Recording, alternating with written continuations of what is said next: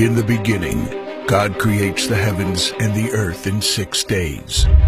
He makes Adam and Eve, who spend their days with God until they give in to temptation by eating from a forbidden tree. Sin enters the world, and things get so bad that God floods the earth and starts over with Noah and his family.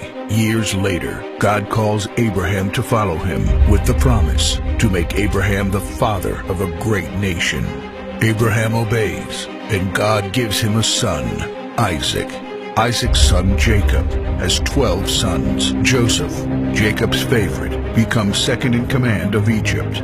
God uses him to save his entire family and Egypt from starvation. Hundreds of years later, the Israelites are slaves in Egypt. Moses is called to lead the Israelites out of slavery.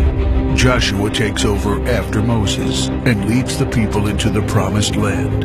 After Joshua, God raises up judges, temporary military leaders like Deborah, Gideon, and Samson, who protect and fight for God's people.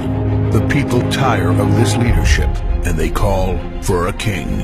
God gives Israel King Saul, King David, and then King Solomon. But it's all downhill from here. The people rebel, the kingdom of Israel is divided, and everyone turns their back on God.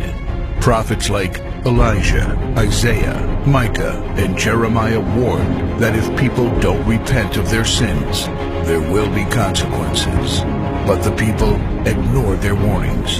The divided kingdoms are conquered, and God's people face captivity in foreign lands.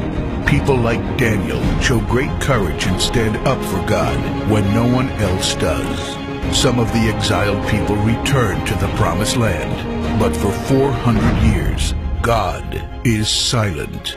No prophets, no miracles, and no angel visitations. But then, the silence is broken when Jesus is born. He lives a perfect life, teaches truth, and performs miracles, proving He is God. He shows us the full extent of God's love by taking our place and dying on the cross for our sin. He is placed in a grave, but 3 days later, Jesus rises again, conquering sin and death. His followers travel the world, sharing the good news of His love and starting churches.